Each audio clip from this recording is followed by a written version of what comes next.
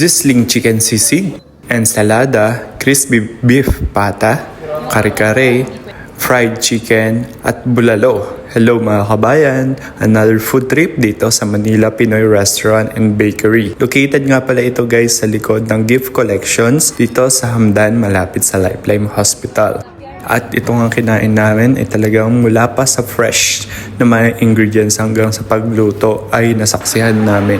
Lalo itong crispy beef pata. At meet nyo rin ang mga talagang attentive at talagang todo smile ng mga staff nila dito sa branch na to. At hindi lang yon, tingnan nyo naman mga nagagandahang mga nagsiserve. Sino nga ba hindi mapapasarap ang pagkain, diba? Pati si chef siya na rin ang serve ng sizzling chicken sisig. Unahin na nga natin ito guys, talagang crispy beef pata nila, malambot at malutong ang laman at balat. Masarap. Meron din sila mga combo guys for family, 85 and 115 dirhams. Siyempre, rice is lifetime Filipino. Unahin na natin itong fried chicken guys. Pasok sa banga, gusto ko yung timpla. Parang may garlic and something plus itong kanyang sauce. 5 stars to para sa akin. And next, itong malambot nilang beef. Ito guys, buong leg ng ng baka. Promise. Malambot yung karne na yan. Tapos yung ensalada. Masarap sana to pag lunch. Hindi ako masalad ng gabi. Ay, tignan nyo naman to.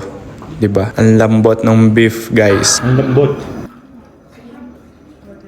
Rice pa more. At ito, pasok sa banga din to guys. Yung kanilang sizzling chicken sisig. Talagang naman pinag-agawan namin to ni Beron. Sana nga naiwan niya tong takeaway niya pero hinabol ko. Ayan. Rice tayo ng rice kasi nga rice is light. At hindi ko na talaga tinantanan yung balat ng crispy beef pata na malutong at malambot. At yung kare-kare nila guys, yung tuwalya talaga. At malambot yung tuwalya guys pero yung taste niya masarap. Pero para sa akin guys, hindi kasi ako malaman loob yung mga tulad ng tuwalya, ganun. Ayan. Pero ito, trinay ko pa rin. Masarap siya, promise. Madalang lang akong magsasabing masarap ang pagkain guys.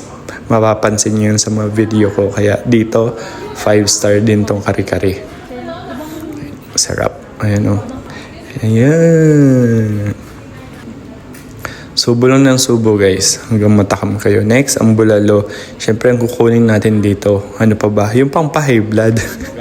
Ang bone marrow. Ayan o. Oh, diba? Sino mahilig sa mga bone marrow dyan guys? Yung tinitirado talaga ang bone marrow. Sarap kaya nun sa rice. Sige, kain ng kain guys. So visit nyo na guys dito. So try nyo na din guys yung crispy beef pata nila. Come and visit them.